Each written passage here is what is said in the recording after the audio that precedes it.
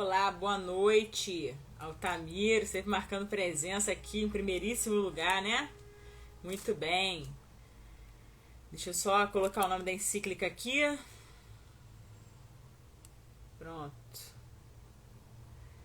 Nosso querido Padre Frederico já vai entrar. Boa noite a todos que estão chegando. Pronto, estou fixando aqui logo o nome da encíclica. E vamos aceitar aqui o Padre.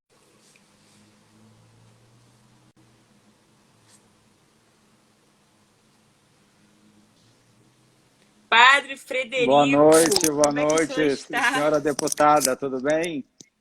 Tudo bem, com a graça Tudo de bem, Deus. graças a Deus. E você, tudo bem? Tudo bem também. Quanto tempo que eu não Tudo lhe certo. vejo? Muito tempo, é verdade, muitos anos. Na época ainda que era estudante de Santa Marcelina. É verdade. Agora eu tô com cara de mãe de família. Graças a Deus, né? Os tempos evoluem. E eu estou com cara de Graças a padre Deus. velho. De modo algum. Os anos não passaram para o senhor. Fique Ah, tranquilo. é? Que bom, isso é um elogio, obrigado. Poxa, padre, que alegria recebê-lo aqui no nosso canal, né? Nosso Uhum. YouTube. YouTube, na verdade, também, né? Porque é Instagram e a gente vai depois colocar no YouTube. Então, eu já boto antecipadamente, né? Instagram e Aham. YouTube. Quero desejar aqui, no caso das boas-vindas, né? A todas as pessoas que estão entrando. Boa noite a todos. E é uma honra muito grande para mim recebê-lo aqui. Por que eu falo isso? Até para situar as pessoas. Para quem não sabe, o padre Frederico Guerra foi quem celebrou a missa dos meus 15 anos. Ou seja, né, eu tô com 29. Ele celebrou a missa dos meus 15 anos. 14 Então, anos atrás. exatamente, né? Então, em 2006, eu lembro até a data exata, né? Eu faço aniversário de 14 de maio, mas a missa foi celebrada no dia 27 de maio de 2006. Nossa, mãe. Então, É, eu tinha 2 anos de padre. Fiz 16 anos de nossa, padre esse ano, enfim.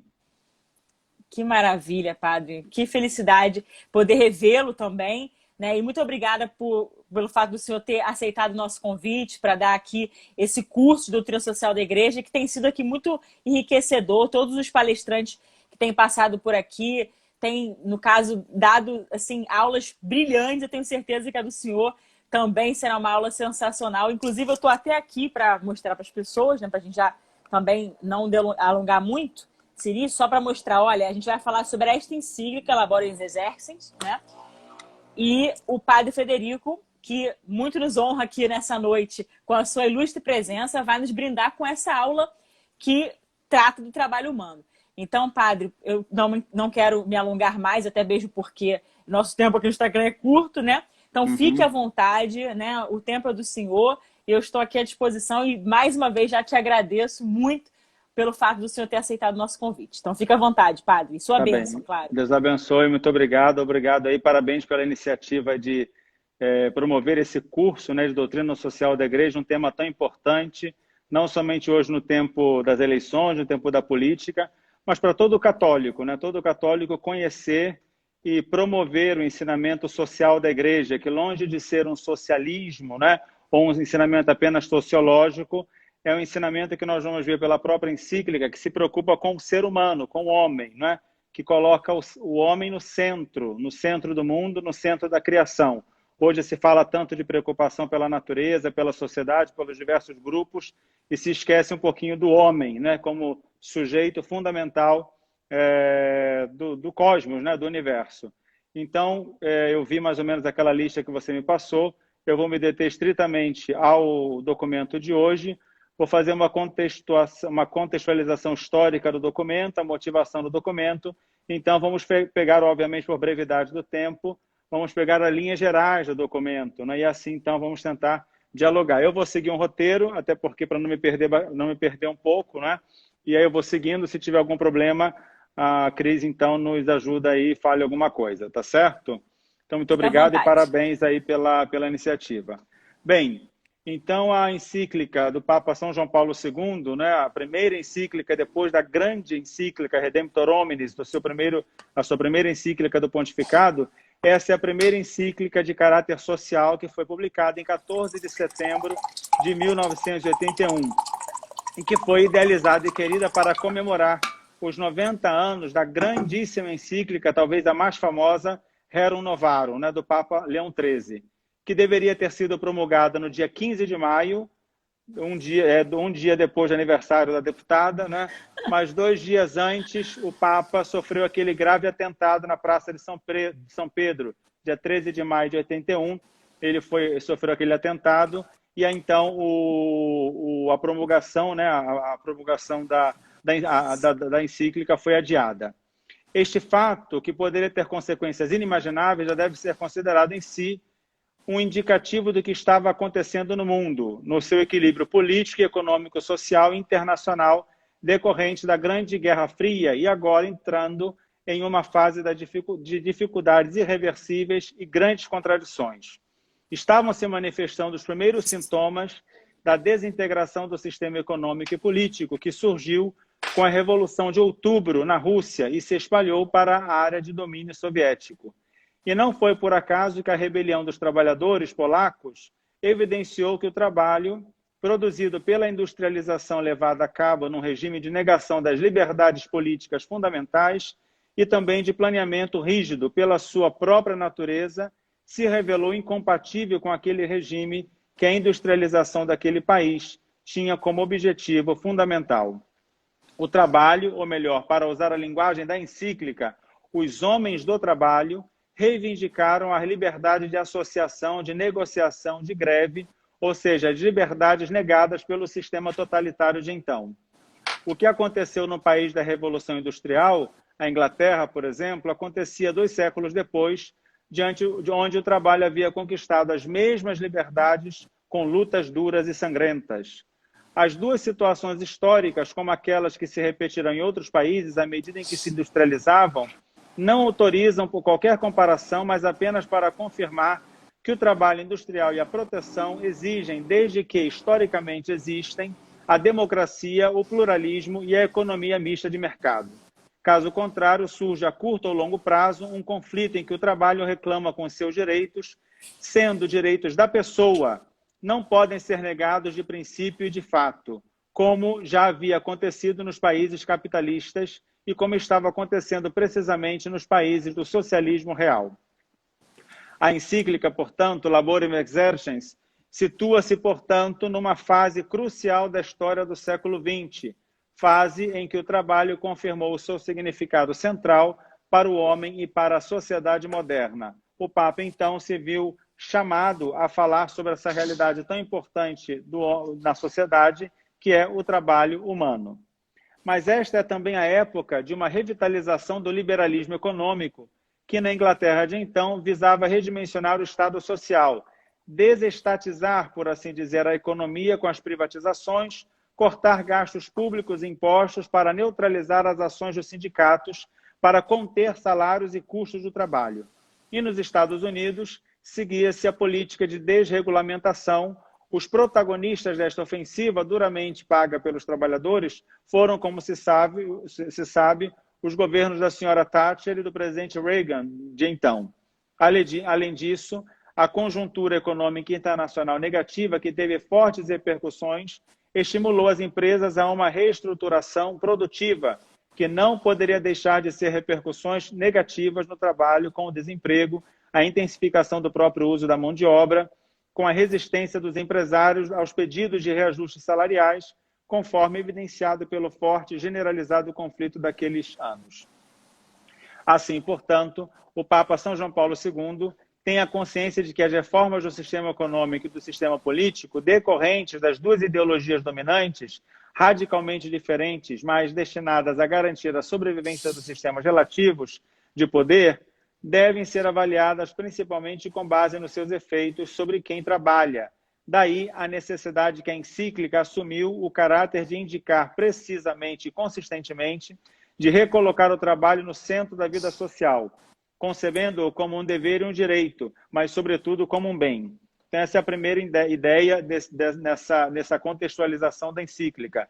Definir, não é, conceituar o trabalho como um bem. A mensagem foi, portanto, proposta aos homens em uma fase histórica em que o trabalho poderia ser objetivo e subjetivamente repensado e reavaliado em todos os seus significados, diante de fracassos e conflitos em que as ideologias jogaram todas as cartas com custos humanos e sociais altíssimos, com muitos efeitos incertos. Os acontecimentos das décadas de 80 e 90 do século XX confirmarão a validade desta intuição, nomeadamente a de repropor o trabalho como chave para aquela questão social já colocada na encíclica Rerum Novarum, e não mais apenas para aquela questão operária, como era no final do século XIX.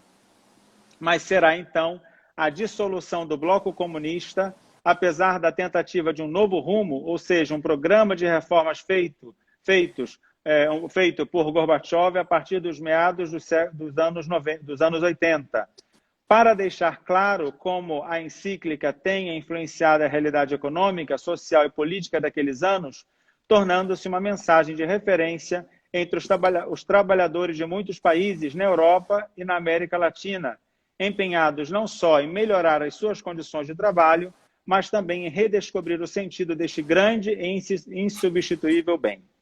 E aqui, então, vou repassar para as pessoas que estão assistindo, né, e que vão assistir posteriormente, mais ou menos a estrutura da encíclica. A primeira parte da encíclica, nós temos a introdução, onde nós temos esses temas, né, o trabalho humano 90 anos após a Rerum Novarum, no desenvolvimento orgânico da ação social e da doutrina da Igreja, o problema do trabalho como chave da questão social. A segunda parte da encíclica trata da relação entre o trabalho e o homem, e nós temos a base bíblica para falar do trabalho no livro do Gênesis, quando nós vemos lá que o Senhor criou o homem para que trabalhasse, para trabalhar, operaretur, inclusive é a nomeação latina, né? A conceituação latina. No livro do Gênesis, o trabalho no sentido objetivo, ou seja, a técnica, o trabalho no sentido subjetivo, o homem, o sujeito do trabalho. Uma ameaça à justa ordem de valores, a solidariedade dos trabalhadores, o trabalho como a dignidade da pessoa, trabalho, sociedade, família, nação. A terceira parte da encíclica trata do conflito entre o trabalho e o capital na atual fase histórica, as dimensões desse conflito, prioridade do trabalho, o que nós chamamos economicismo e materialismo, trabalho e propriedade, argumento personalista. Depois, a quarta parte da encíclica trata, no amplo contexto dos direitos humanos, o empregador, a relação do empregador indireto e direto, o problema do emprego, o salário e outros benefícios sociais, a importância dos sindicatos, a dignidade do trabalho agrícola, a pessoa com deficiência e o trabalho e o problema da imigração. É muito importante dizer aqui, deputada, que a igreja sempre foi, por assim dizer, mãe mestra, mas aquela que sempre se preocupou desde a origem, né, com o ser humano e com o papel do ser humano na sociedade, né? Então, hoje nós falamos muito de agricultura, de benefícios sociais, de trabalho, mas a igreja sempre falou dessas realidades, porque a igreja sempre se preocupou com a pessoa, né? Por exemplo, aqui, a pessoa com deficiência e o trabalho e o problema da imigração, é um tema que está muito em moda hoje, né? Depois, a última parte, o Papa coloca um capítulo muito interessante nessa encíclica, elementos para uma espiritualidade do trabalho. Tarefa particular da igreja, o trabalho como participação na obra do Criador, Cristo como homem, o homem do trabalho, o trabalho humano à luz da cruz e da ressurreição de Cristo. Então vamos agora pegar alguns pontos para a nossa reflexão e aí então vamos tentar aí ser fiel ao tema, ao tempo. A encíclica, conforme já mencionamos na introdução, foi publicada no dia 14 de setembro de 1981, dirigida aos católicos, clérigos e fiéis, e no estilo do Papa João XXIII, também dirigida a todos os homens de boa vontade. É uma encíclica dedicada ao trabalho humano. Não é a questão social, não é dedicada a outras questões sociais, mas a encíclica é rigorosamente dedicada ao trabalho humano. Uma primeira síntese, ao olharmos para essa encíclica, podemos fazer nesse sentido, com as próprias palavras da encíclica. O homem, através do trabalho, deve obter o pão de cada dia e contribuir para o progresso contínuo da ciência, da tecnologia e, sobretudo, para a incessante elevação cultural e moral da sociedade. Ele vive em comunidade com seus irmãos.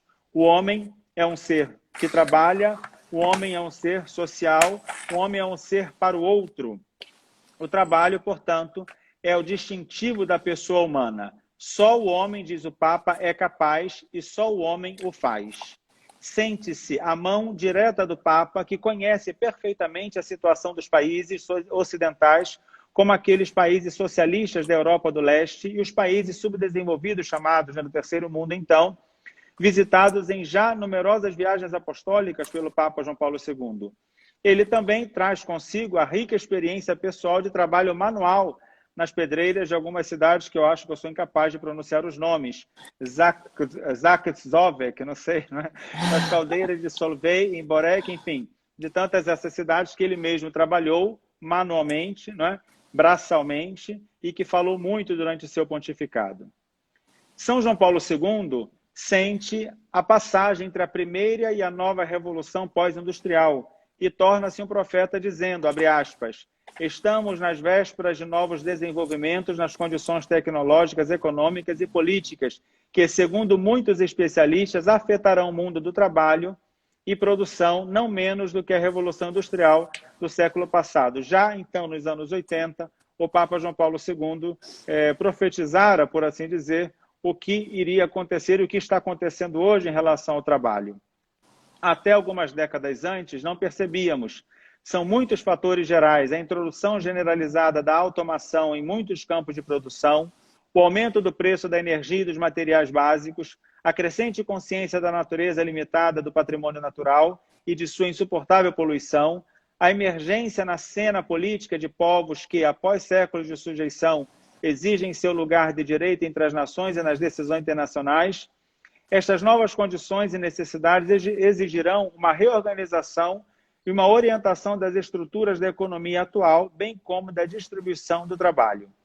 Infelizmente, para milhões de trabalhadores qualificados, tais mudanças podem significar o desemprego, pelo menos temporariamente, ou a necessidade de um novo treinamento.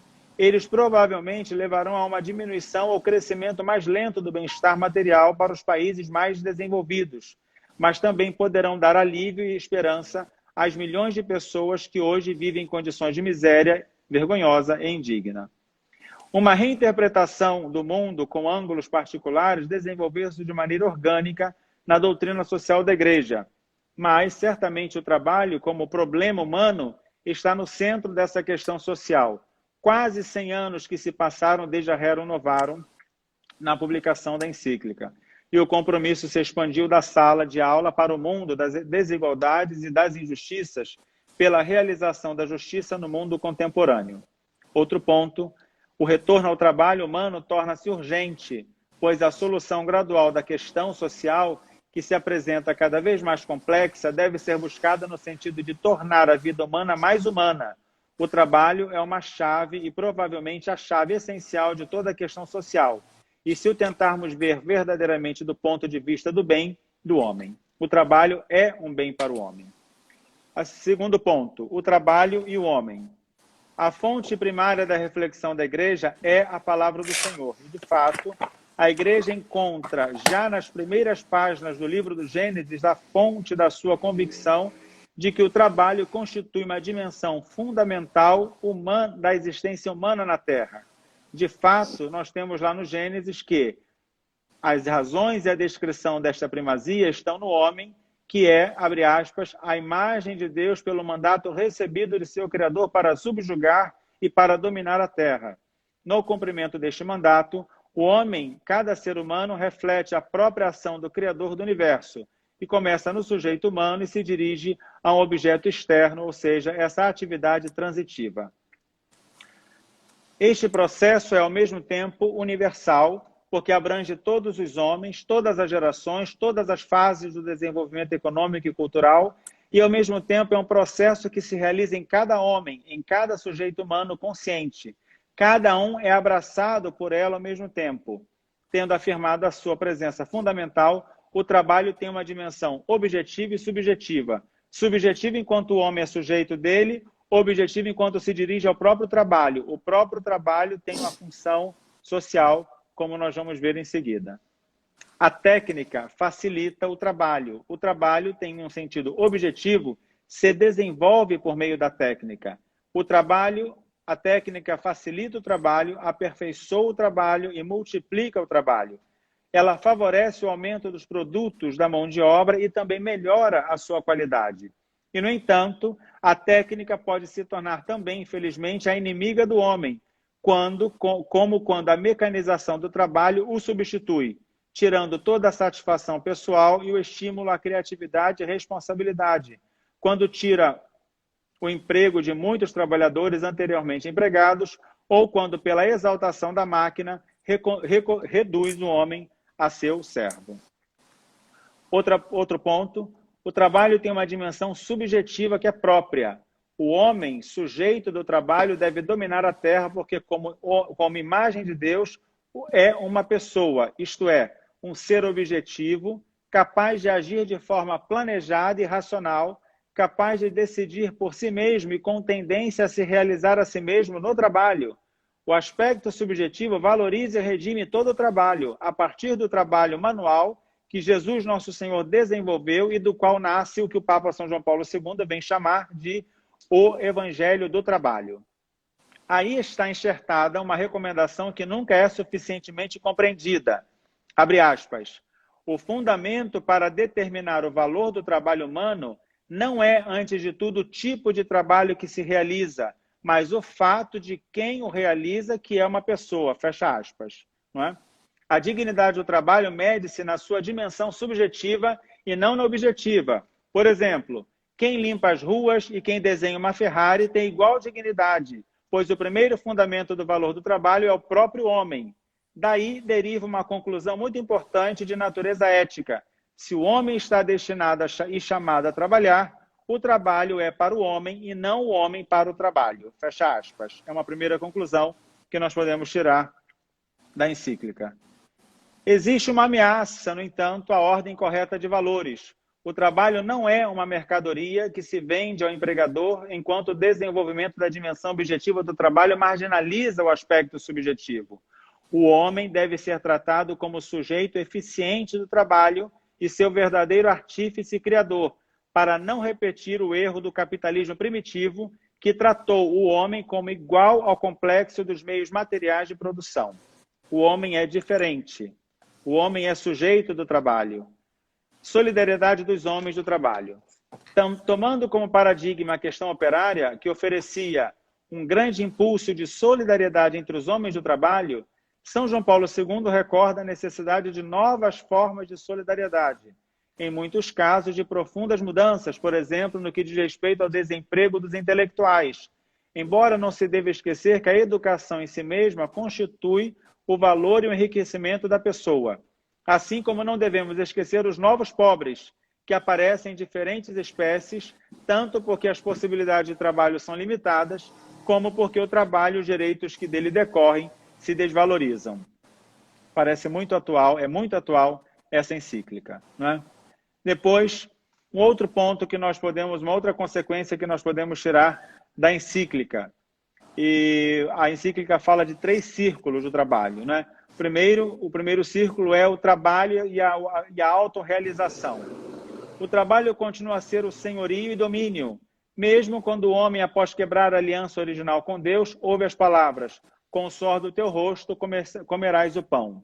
Essas palavras referem-se ao cansaço, às vezes pesado, que acompanha o trabalho humano desde então. O trabalho é um bem do homem, bonum ardum, dizia São Tomás, segundo a terminologia de São Tomás de Aquino. Não apenas um bem, dizia ele, útil ou para ser desfrutado, mas um bem digno, um bem de sua humanidade. Porque o homem não só transforma a natureza, adaptando-a às suas necessidades, mas também se realiza como homem. E, de fato, em certo sentido, o homem trabalhando torna-se mais homem. E aí, por isso, nós podemos falar nesse primeiro círculo o sentido da virtude da laboriosidade, como uma atitude moral. O homem torna-se mais homem à medida em que trabalha não só por utilidade e por desfrutamento, por assim dizer, não é? Mas como dignidade. É um bem árduo, mas é um bem em si, é um bem para o homem. Segundo círculo do trabalho, o trabalho e a família. O trabalho é fundamental porque, de certa forma, é uma condição para viabilizar a fundação de uma família, pois produz os meios de subsistência para a família. O trabalho e a laboriosidade condicionam também todo o processo de educação na família, torna-se homem. A pessoa que nasce na família torna-se cada vez mais homem à medida em que toma consciência do seu papel na família.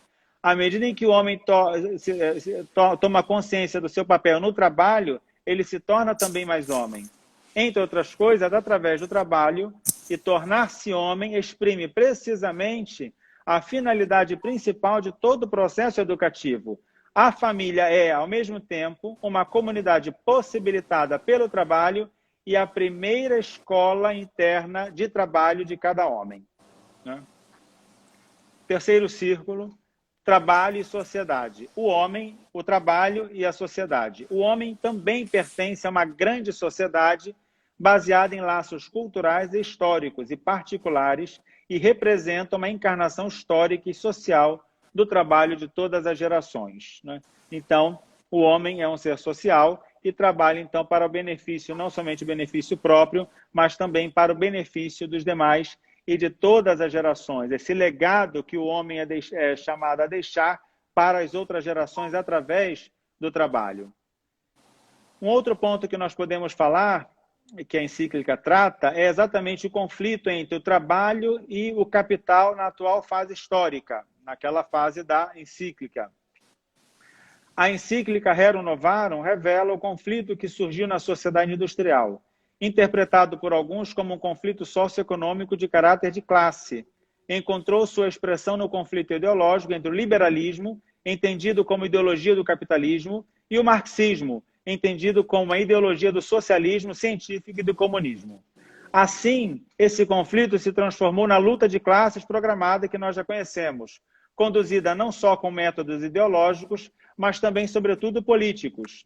E aí, então, é necessário voltar à prioridade do trabalho, como diz a encíclica, o princípio da prioridade do trabalho sobre o capital, sempre ensinado pela Igreja, diz respeito diretamente ao próprio processo de produção, em relação ao qual o trabalho é sempre uma causa eficiente primária, enquanto o capital, sendo o junto com os meios de produção, apenas um instrumento ou a causa instrumental permanece.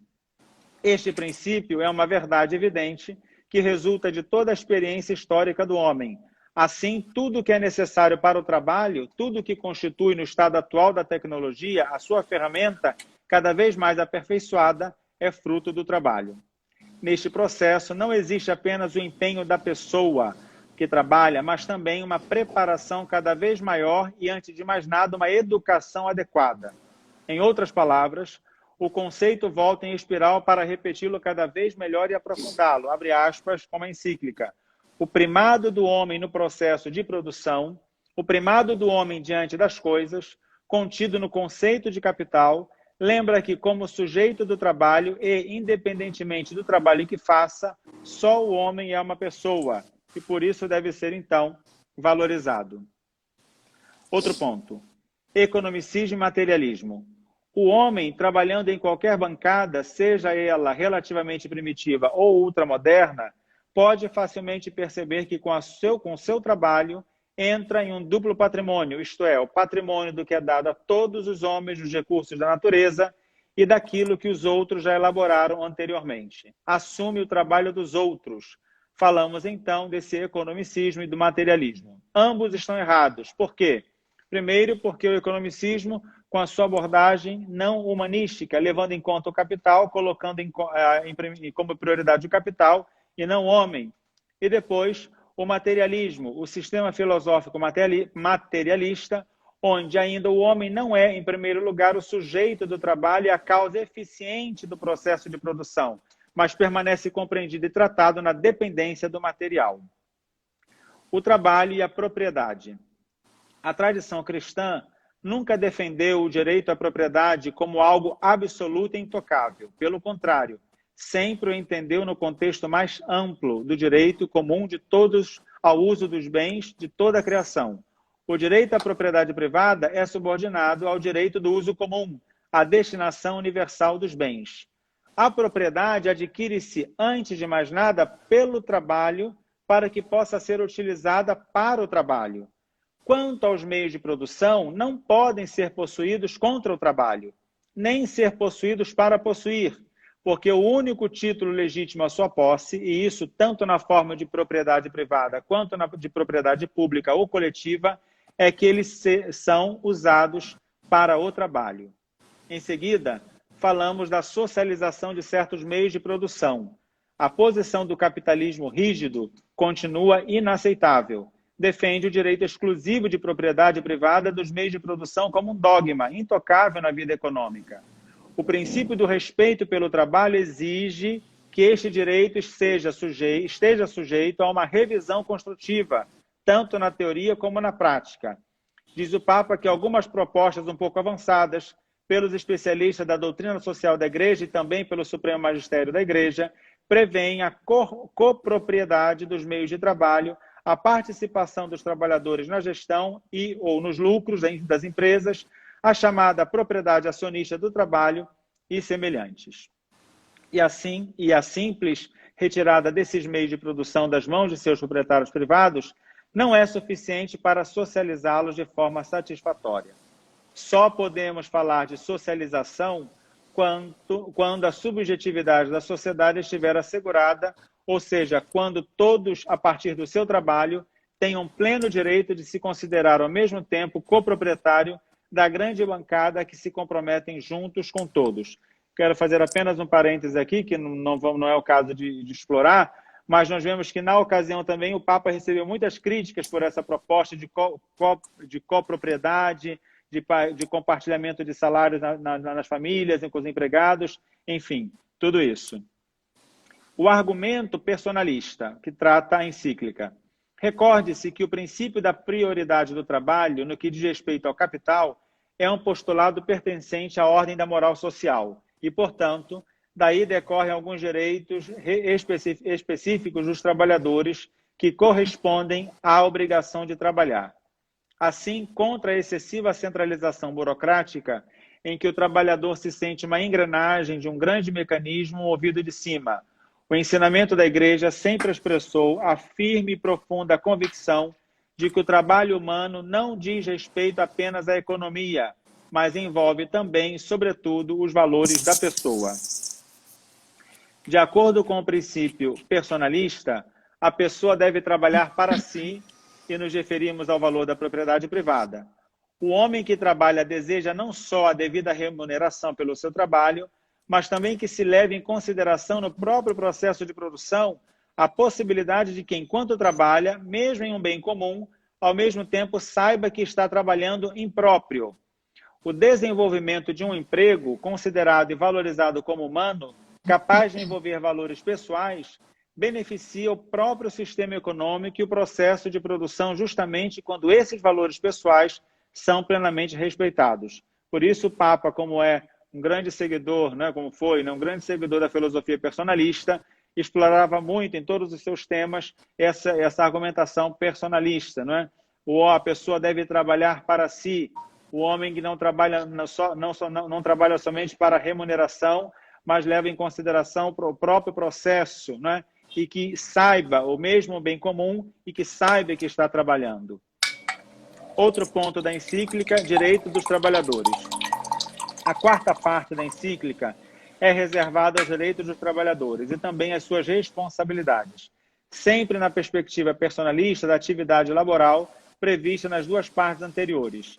Tendo em vista que esses direitos devem ser examinados no contexto amplo do conjunto dos direitos humanos, que o respeito a esse conjunto é condição fundamental para a paz mundial e que o trabalho é do homem, não apenas um direito, mas também um dever.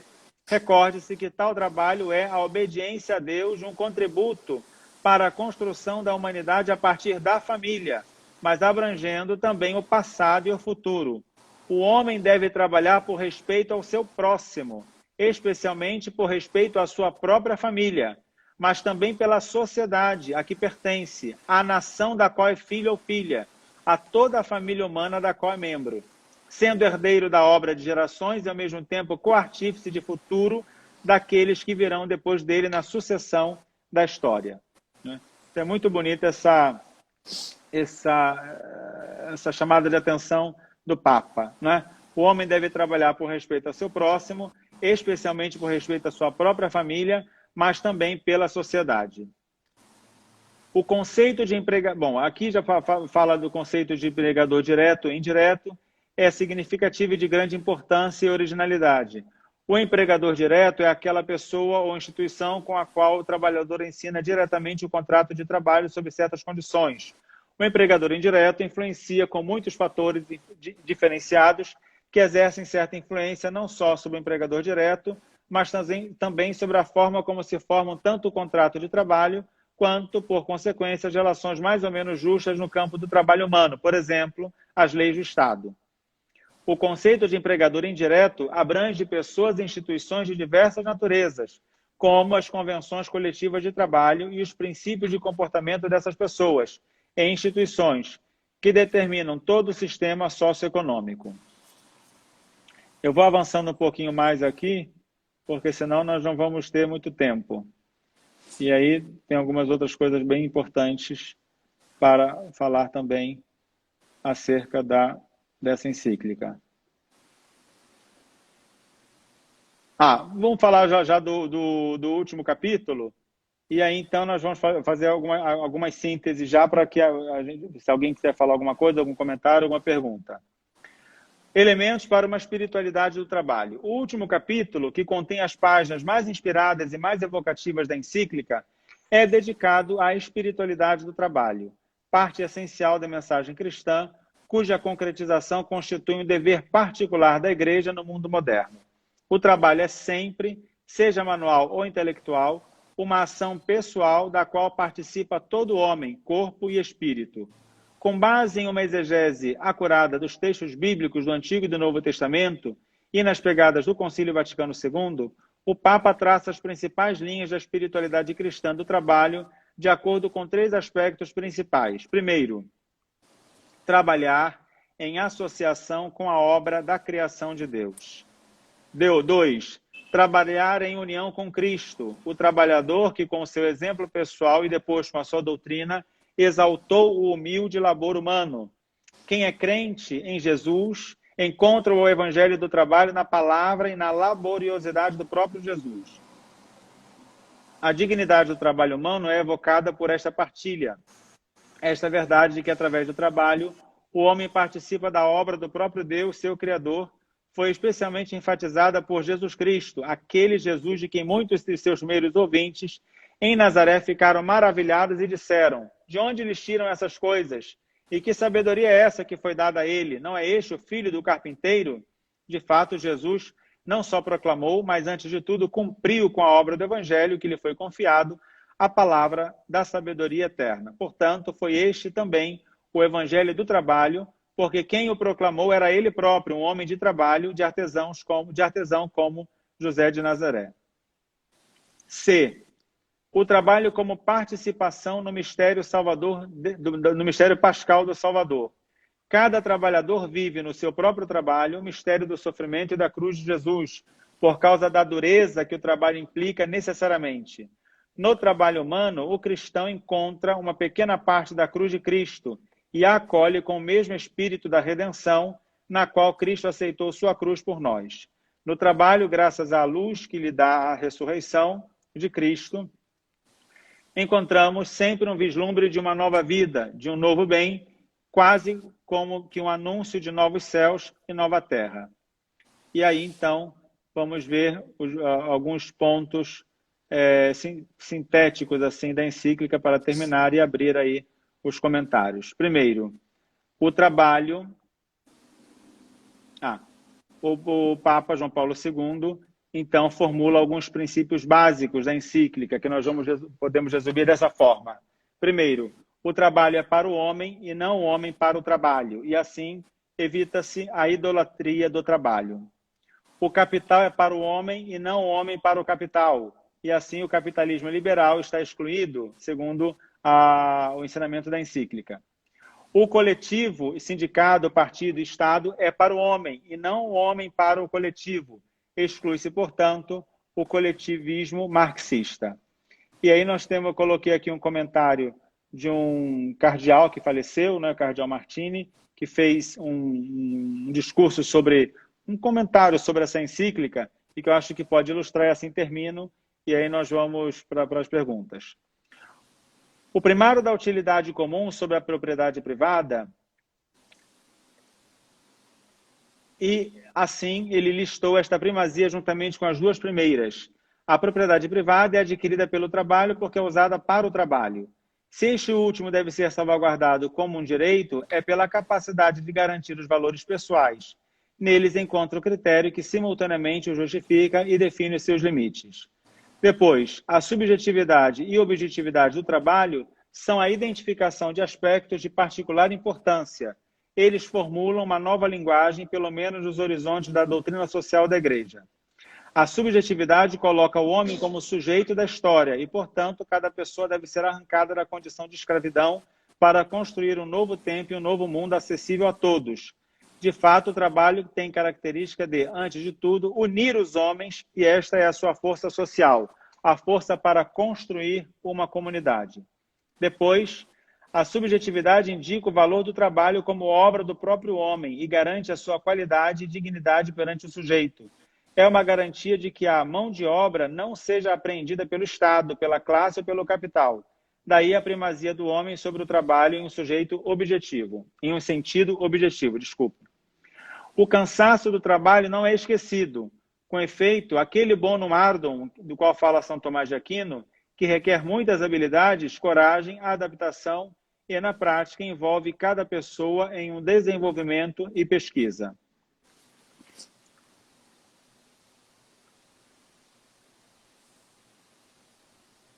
O Evangelho do Trabalho é uma palavra-chave que se repete várias vezes no documento e indica um estilo de fé para o trabalhador.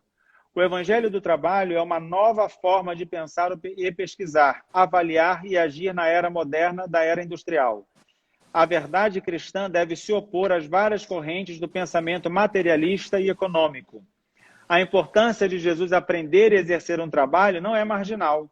Na verdade, o cardeal Martini nos lembrava, o fato de o trabalho ocupar um lugar na vida de Jesus indica que é um momento a partir do qual é necessário começar para compreender a mensagem de Jesus de Nazaré, um pedaço daquele mosaico que constitui o Evangelho e, ao mesmo tempo, uma experiência cujo significado é adequadamente compreendido a partir da realidade geral de Jesus Cristo.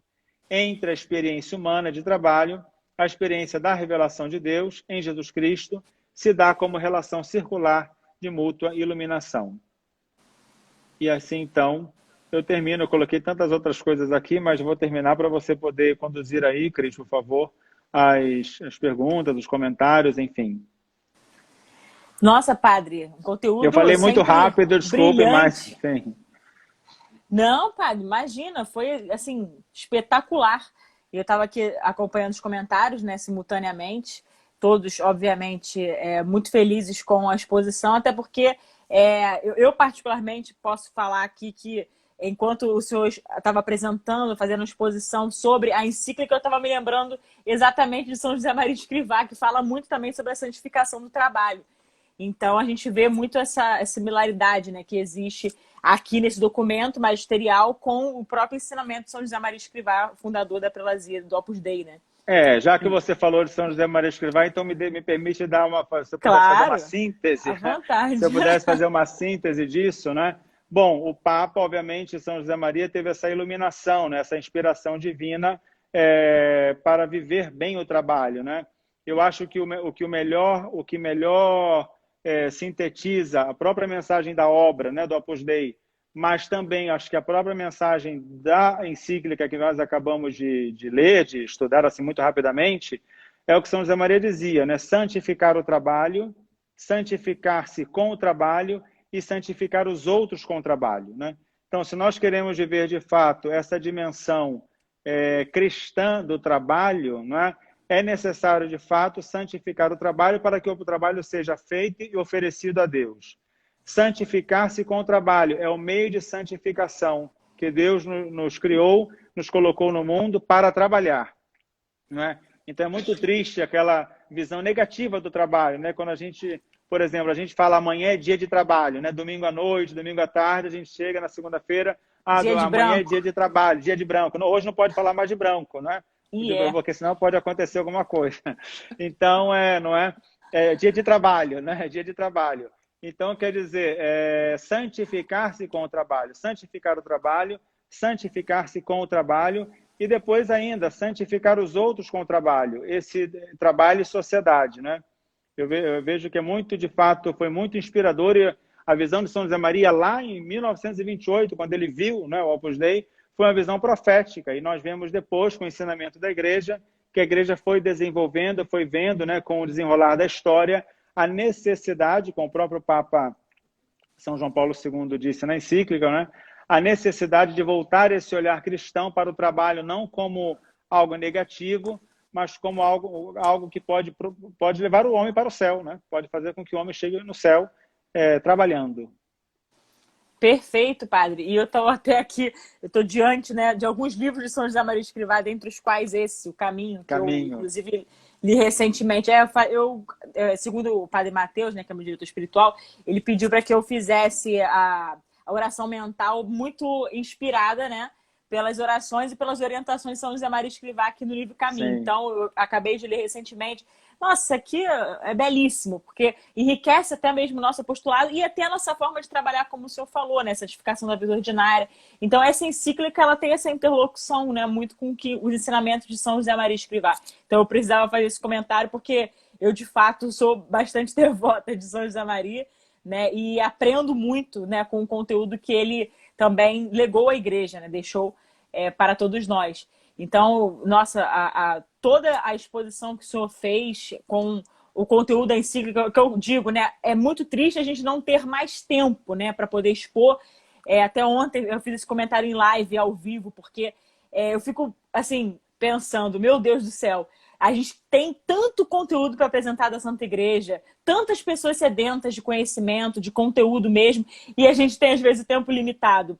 Mas, quem sabe, depois a gente não se aprofunda. Quando eu falo se aprofundar, eu me refiro a, de repente, quem sabe, uma oportunidade de um seminário mesmo, mais Sim. profundo ainda, né? Com essa inspiração desse curso de doutrina social. Enfim, tudo isso eu acho que vai ser pavimentado mesmo. A intenção, como o senhor bem falou, é formar os católicos nas suas consciências e principalmente mostrar para eles a beleza e a riqueza da igreja. E dentro disso que o senhor falou, eu estava me lembrando, né? Tem aqueles extremos. Aí eu vou entrar na pergunta que fizeram aqui. Uma pergunta do... Deixa eu só retroagir um pouquinho, padre, só um minutinho. Aqui, achei. Ele botou assim, boa noite. Ele é o professor Raoni Gonçalves de Petrópolis. Ele botou assim, crise padre. Na relação entre o liberalismo econômico e o socialismo, a igreja é crítica. Como equilibrar politicamente e socialmente esta relação? Pergunta interessante, né? Baseado também nesse... Interessante. Aí é a pergunta do Raoni. Sim. Eu penso que, como a própria doutrina, como um dos princípios da doutrina social da igreja, a igreja ela não vai incorporar para si um sistema político, um sistema econômico, ela não vai dizer qual é o sistema mais justo, qual é o sistema adequado, né? Ela vai dizer ela vai formar as pessoas com os conceitos fundamentais, né, do homem, o homem como sujeito do trabalho, no caso aqui nosso, né, o homem como sujeito do trabalho, o homem como sujeito ativo da sociedade, o homem como centro da criação, e a partir daí todos aqueles sistemas, seja de um lado o liberalismo, seja, claro, obviamente que não estamos falando de sistemas que estão no nível do opinável, né, porque aqueles que têm claramente, que vão em desacordo, em desencontro com a própria doutrina da igreja, com a própria visão da igreja acerca do homem, obviamente aqui já estão descartados, né? Mas aqueles que de alguma forma ou de outra conseguem colocar o homem como centro, a igreja vai valorizar isso, né? Eu penso que um dos princípios da doutrina social da igreja seja esse, né?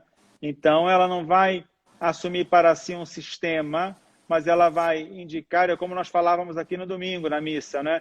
A igreja não tem candidatos, a igreja não tem partidos políticos, mas a igreja vai iluminar os fiéis, vai se preocupar em formar os fiéis para quê? Para que eles possam ver as agendas e, dentre aquelas agendas, as que mais se adequam àquilo que a igreja crê, né? Aquilo que a igreja crê e ensina nesse sentido, né?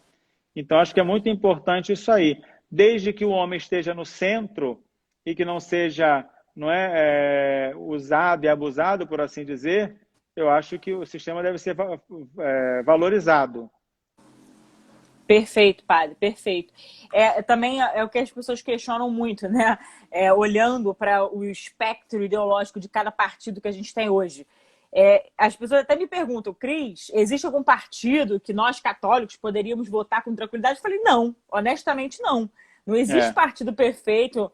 Todos, eu assim, salvo o melhor juízo, todos os partidos têm algum tipo de coisa que a igreja poderia condenar. Exato. E com razão, né? O próprio partido que é viés muito liberal, a igreja também tem a sua condenação, porque o mercado ele não pode ser considerado um deus, né? Como muitas vezes acontece. Exatamente. E a igreja tem esse norte, né, em relação aos princípios, aos seus valores, e nós, como filhos, é por isso que eu falei desde o início aqui, no caso, desde o início do curso, falei, olha, eu estou aqui primeiro como filha da igreja, não quero nem que as pessoas enxerguem, não, é a deputada, não. De fato, eu sei que é indissociável, mas eu sou filha da igreja e sigo o norte poderoso que é a doutrina social da igreja, até para pavimentar melhor o caminho, até na hora de, se for o caso, de votar, seja numa pauta, seja, então, num candidato, porque, de fato, a igreja não vai indicar nomes de ninguém, mas ela vai nos dar as diretrizes, né, corretas. Exato. Então, é muito importante essa iniciativa, né, porque daí a necessidade de formar mais pessoas com esses fundamentos sólidos, né? Sobretudo no mundo da política, os fundamentos da doutrina social da igreja, em que eu gosto sempre de sublinhar, Cris, exatamente o que a encíclica veio dizer, não me detive só na encíclica, né? Mas é o homem o centro, né? O homem que é o sujeito do trabalho, o homem que é o sujeito, é o homem que deve ser olhado, é o homem que deve ser defendido, é o homem que deve ser promovido na sua dignidade, né? Se nós esquecemos o homem e cuidamos mais do sistema, alguma coisa dá errada, né? Então, nós temos que cuidar do homem para que, cuidando do homem, possamos cuidar do sistema. Agora, se queremos cuidar do sistema sem levar em conta o homem, não vai dar certo, né? Não vai, então, é muito importante esse jogo, né? Exato, com toda certeza. E, padre, a gente tem mais uma pergunta, que é a seguinte, é sobre os sindicatos, né? Porque na composição... sim, eu pulei um pouquinho, exato, sim. Não, imagina. É porque realmente o tempo aqui acaba sendo muito exíguo. Porque as pessoas elas querem muito saber também, por exemplo, a igreja condena os sindicatos, como é que funciona isso? Porque a questão da associação, a livre associação, isso também é um direito natural. Que trata a encíclica. A encíclica trata, exatamente. E os sindicatos? Então, vou ler aqui um parágrafo que trata exatamente sobre o sindicato. A reflexão sobre o sindicato é afetada pela experiência e pelas perspectivas de libertação que, na sociedade polonesa, por exemplo, no caso, deram esperança através da atividade da solidariedade, o Solidarność, né? Aquele sindicato famoso que depois o Papa, não sei se Bento XVI, mas ainda João Paulo II, que beatificou, acho que até canonizou já aquele padre Popieluszko, né? Que era um emblemático desse movimento. Então, ele diz assim o documento: o sindicato, porém, deve se tornar uma escola de solidariedade e não um lugar de corporativismo. Com efeito, a palavra luta é usada com serenidade no sindicato. Lutar por e não lutar contra, né? Então, se a gente pudesse resumir o que a igreja pensa dos sindicatos. Os sindicatos, eu posso me associar a um sindicato desde que eu lute por um direito válido, por um direito autêntico. Não lute contra. Eu não estou para lutar contra pessoas, eu estou para lutar por pessoas, né? Então, enfim, acho que é isso, né? Perfeito. O problema é que os sindicatos hoje eles assumiram muito uma natureza, um viés assim, muito marxista também. Ideológico, inclusive, exatamente. Ideológico. Inclusive, é interessante porque essa encíclica trata do trabalho, mas parece que tem muitas pessoas de sindicato que não gostam de trabalhar. Então, ele tem que fazer essa separação. Exatamente. Né, não, mas é interessante, porque o sindicato, exatamente, é uma escola, como diz aqui, é uma escola de solidariedade, não de lugar de corporativismo. Hoje, infelizmente, os sindicatos viraram corporativistas, não é? Mas se esquece a solidariedade, cada um quer ser o seu bom interesse no sindicato. Eu entro para o sindicato para buscar o que é meu. Não é? Por isso que lá na encíclica ele diz, é um lutar por uma pessoa, por um direito da pessoa, não lutar contra a pessoa ou lutar contra o direito da pessoa. né? Aí muitas pessoas hoje se associam a um sindicato e, em vez de lutar pelos direitos autênticos e inalienáveis da pessoa, lutam contra esses direitos e contra a própria pessoa. Exatamente. É incrível, né, padre? Porque a nossa igreja tem tanto a nos ensinar, nos inspira tanto, e tem pessoas que ainda ficam, assim, um tanto quanto cegas no sentido ideológico da palavra mesmo, né? Ficam buscando fomentar, e não só fomentar, mas também alimentar falsas esperanças naquilo que, de fato, é ideologia, não é a verdade. Então, é muito importante, né? Tudo isso, todos os apontamentos que o senhor está fazendo, aquilo que o senhor elucidou aqui, certamente está muito nos ajudando e nos inspirando também. Já vi até comentário aqui dizendo que, acho que é o do Altamiro, só retroagir também, para poder ler corretamente. O Altamiro falou, vou precisar fazer algo como, em outras palavras, a encíclica quis dizer isto. Ou seja, bom, eu não consegui ler tudo que ele disse, mas o que eu entendi que ele falou foi o seguinte, me corrija se eu estiver errado, hein, Altamiro, por favor. Estava lendo o comentário aqui rapidamente. A gente tem que viver o que a encíclica diz, né? E isso não é fácil, porque a gente está no mundo, beleza, por exemplo, os grandes empresários precisam lembrar que precisam conceder salários justos, como o senhor falou, a justiça, a questão salarial, etc. também. Tudo isso tem que ter um equilíbrio, né? Mas o funcionário também precisa, em contrapartida, trabalhar dignamente, de forma ética, né? Tendo a sua conduta ali ilibada. Então, é sempre um equilíbrio. O problema é que, às vezes, as pessoas demonizam o empresariado ou, então, demonizam, sei lá, o proletário, vamos dizer assim. Então, a gente vive hoje uma série de contendas. E isso também, eu acho, muito inflado pela dialética marxista, né? Essa Claro, com mentalidade certeza. ainda revolucionária. É a mentalidade que entrou e que colocam, né? Mentalidade que deve ser uma luta de classes, né? Exatamente.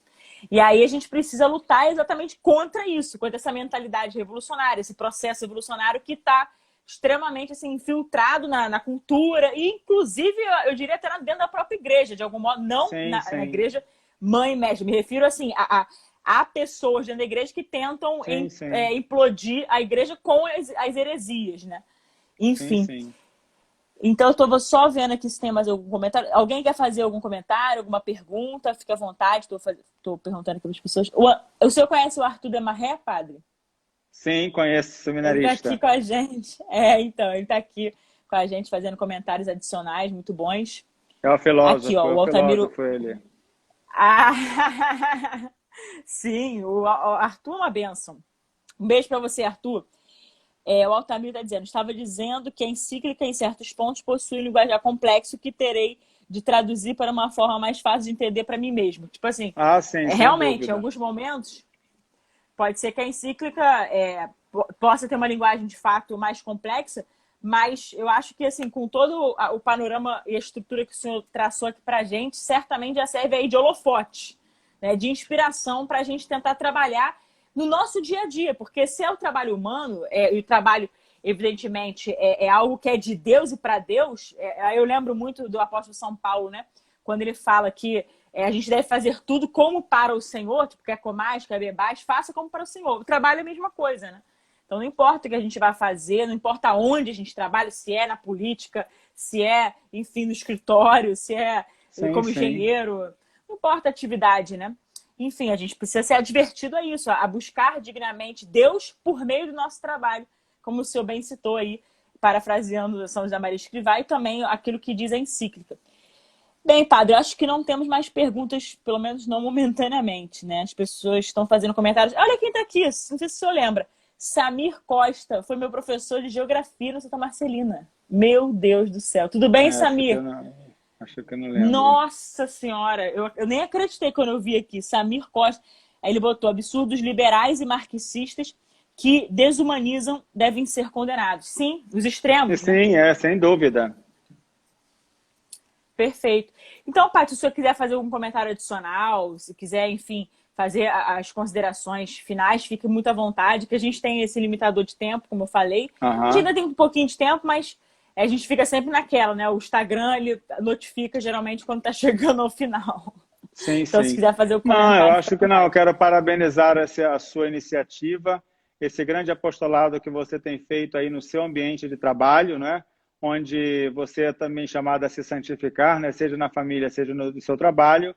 e que você possa, de fato, também ajudar tantas pessoas a compreenderem, né, como cristãs, né, o seu papel na sociedade, né, na política, na economia, enfim. Todos nós temos esse papel, né? Todos nós temos um papel na sociedade e devemos cumprir com garbo, né? Com força, né?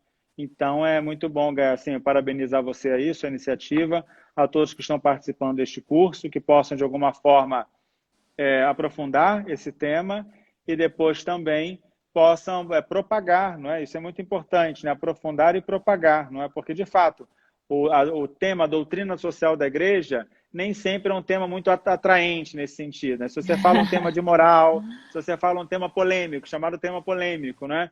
Então as pessoas querem logo saber e falam. Quando você fala de doutrina social da igreja, você pensa logo numa coisa sem importância, entre aspas, né? E, no entanto, trata do homem também, né? Trata do homem como um ser no mundo, né? Um ser social, um ser para trabalhar, no caso aqui da encíclica, né? Então, é muito bom que nós tenhamos isso em mente, né? Não existe uma justiça social que não leve em conta o homem, né? A síntese, né? A síntese, assim, bem... Não existe uma justiça social autêntica, não existe uma doutrina social da igreja autêntica que não leve em conta o homem, né? O homem enquanto pessoa humana, o homem como criação de Deus, o homem enquanto imagem e semelhança de Deus, e enquanto imagem e semelhança de Deus, ele deve ser cuidado, preservado e respeitado, né? E deve ser promovida a sua dignidade, e no caso aqui por meio do trabalho, né? Com certeza. Eu estava aqui me lembrando, posso fazer agora a minha pergunta? Na verdade, a pergunta que eu vou fazer é muito porque é o seguinte, padre. Com a graça de Deus, aqui nas nossas lives, tem entrado, inclusive, pessoas recém-convertidas. Então, a gente está tendo... Uhum. Recém-convertidas, vejo. Pessoas que, algumas, né, eram protestantes e hoje, no caso, se converteram ao catolicismo. Então, a gente tem muita alegria em poder também se dirigir a essas pessoas, dando catequese, etc. Quando eu falo da catequese, me refiro a levar o conteúdo da igreja, né? Educação Claro. na fé e tudo. Então, a gente, às vezes, retoma ou conceitos ou então certos entendimentos que a gente já fala, já... Assim, os católicos há mais tempo, vamos dizer, já estão carecas de saber, mas a gente também tem que lembrar que tem aqueles que são recém-chegados na igreja com a Claro, graça de Deus. claro. E podem se deparar com alguma questão que não é doutrinal, mas que é uma heresia, por exemplo. E aí, é um ponto que eu queria que o senhor, por favor, abordasse, que era o seguinte. Eu tenho batido nessa tecla de que, por exemplo, a teologia da libertação é uma heresia, né, que precisa ser expurgada da igreja. Ponto, né? E a doutrina social, eu tenho dito que é a resposta para essa heresia. E aí, se o senhor pudesse aprofundar um pouco mais sobre o que é, para essas pessoas que estão recém-chegadas, pessoas que talvez não tenham tanto conhecimento sobre o que é a teologia da libertação, enfim, modus operandi dela, e por que ela, de fato, ela é uma heresia condenada, portanto, e mostrar como que a doutrina social se apresenta, então, como uma Sim. resposta, né? Aí, se o senhor Então, puder tratar desse bom, assunto, bem em por favor. síntese, porque isso aí é uma aula, né, Cris? Essa questão da teologia da libertação é uma aula, né? Mas, primeira coisa, o erro fundamental da teologia da libertação, para as pessoas né, que estão entrando na igreja agora, né, que estão voltando para a igreja, é o seguinte: o erro principal da teologia da libertação é ler o evangelho e ler a igreja à luz do marxismo. Ponto. Não tem meias palavras aqui, é exatamente isso, não é? É ler o evangelho, ler o ensinamento da igreja à luz do marxismo, ponto. Qual é a resposta, como você disse aí? Qual é a resposta da igreja para isso? Não existe um discurso social na igreja nesse sentido? Sim, existe a doutrina social da igreja.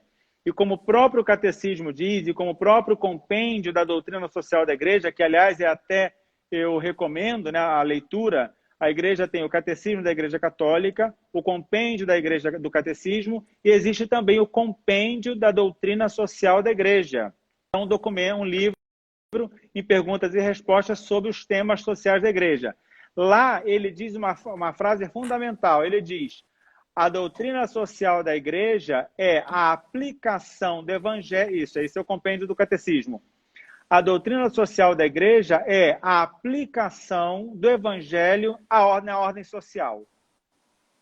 Essa frase é fundamental, sem a qual eu não vou entender a doutrina social da igreja, sem a qual eu não vou entender o porquê que a teologia da libertação é um veneno danoso dentro da igreja, não é? Para os cristãos, não é?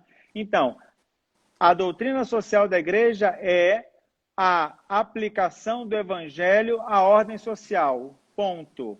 A ordem social de doença, de fome, de guerra, de injustiça, mas também de aborto, de eutanásia, de tantas outras coisas. Porque não existe você falar de pobreza, de miséria, de tanta coisa, se você não fala também dos outros tipos de pobreza, que são, por exemplo, uma pobreza de não defender a vida, por exemplo.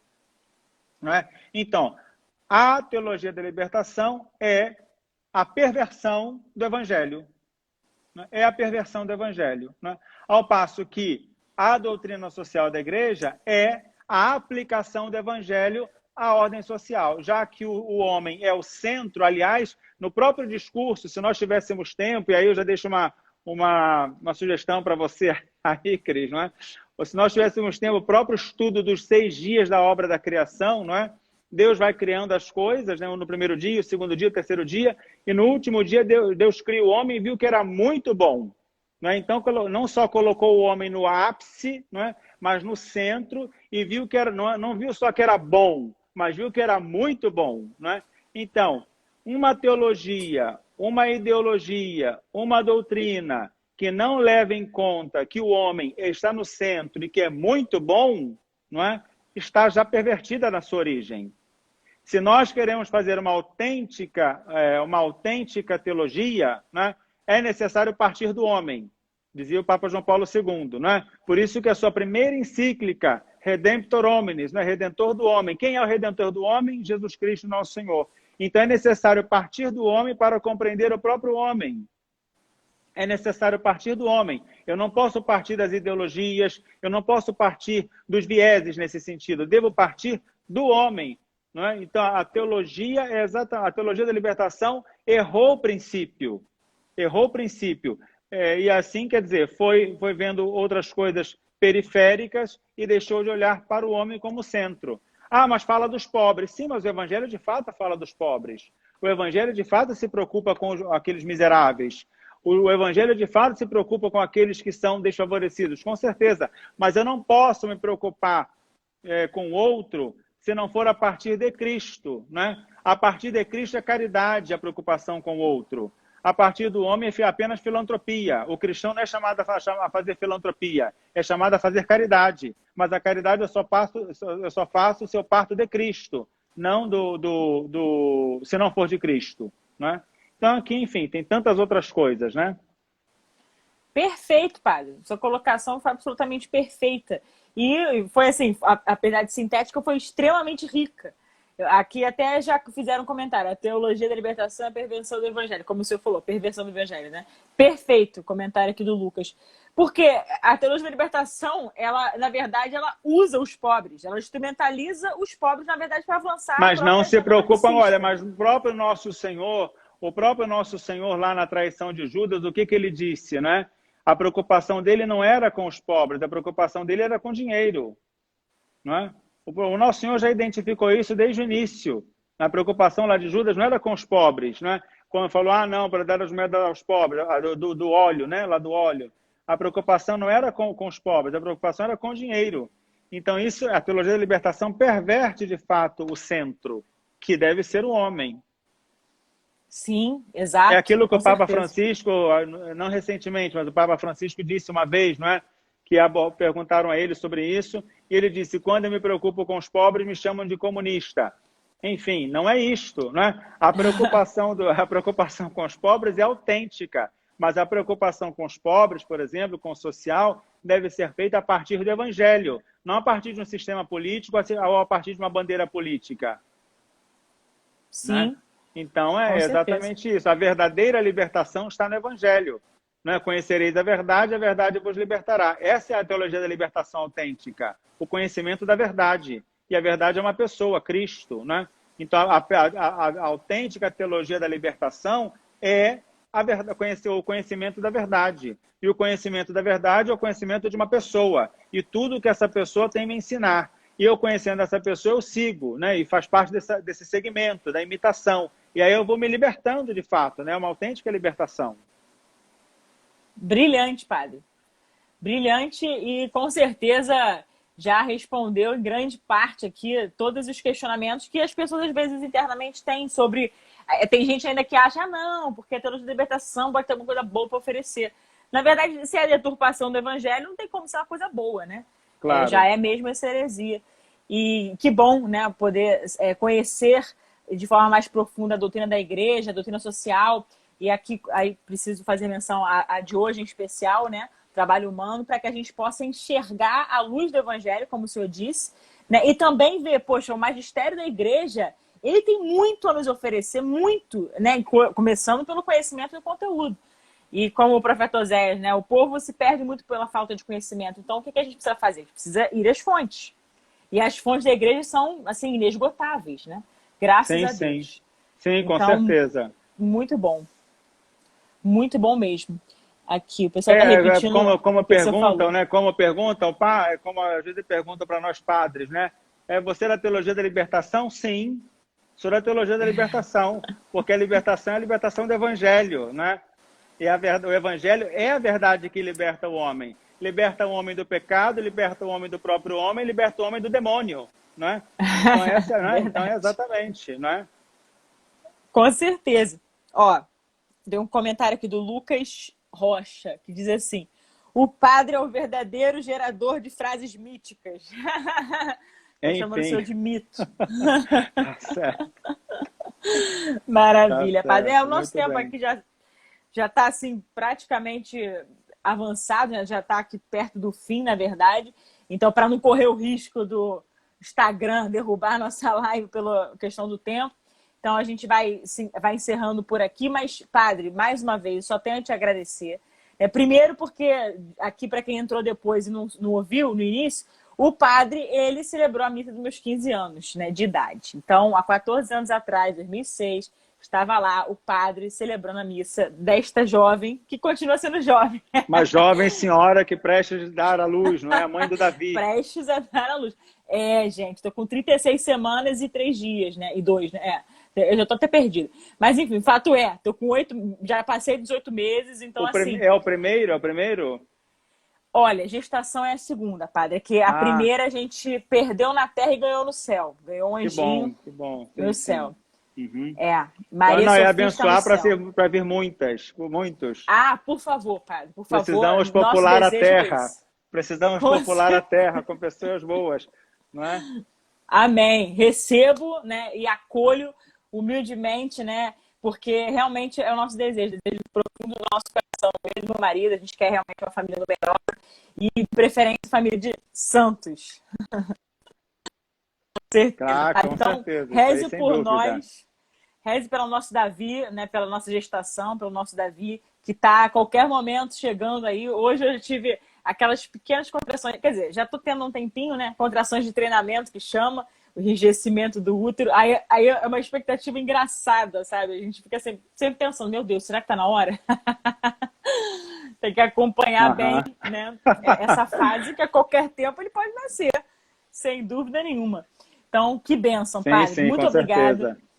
E uma coisa importante também para falar com as pessoas aqui, né? O padre, ele sempre dirigia os retiros da minha crisma. Então, eu, com lá meus 14, 15 anos, estava lá o padre, né, como uma espécie de diretor espiritual daqueles jovens lá do Santa Marcelina. E, inclusive, o senhor, salvo engano, acho que o senhor foi o meu primeiro diretor espiritual, vamos dizer assim.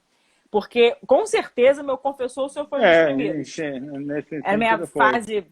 Sim. Eu estava ali muito recém-chegada, quer dizer, recém-chegada na igreja. A minha família é de berço católico, mas a minha iniciação cristã ela foi concluída no Santa Marcelina. A primeira comunhão e, evidentemente, a crisma eu fiz no Santa Marcelina. E o senhor era o padre que era sempre chamado para os nossos retiros. Então, eu devo muito ao senhor, aprendi muito com o senhor. Tem aqui registros, tá, padre? Porque eu sempre gostei de anotar os conteúdos tá certo.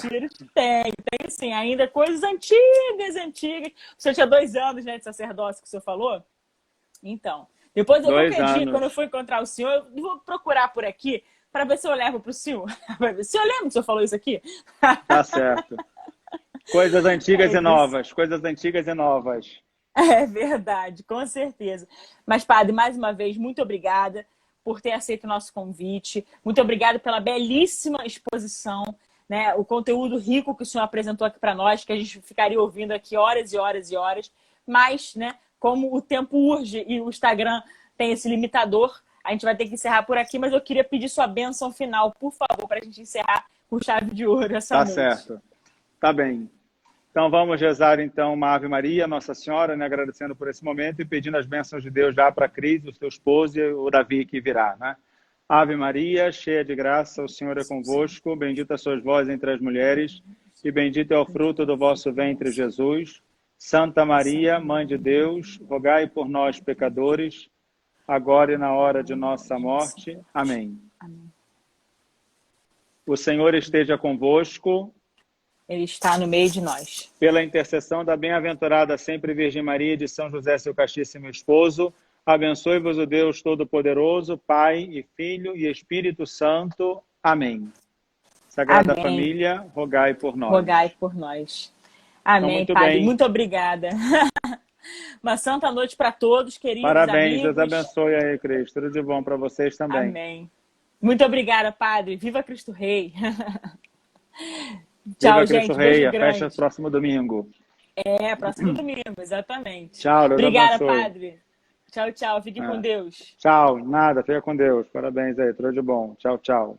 Amém. Todos nós. Tchau, tchau.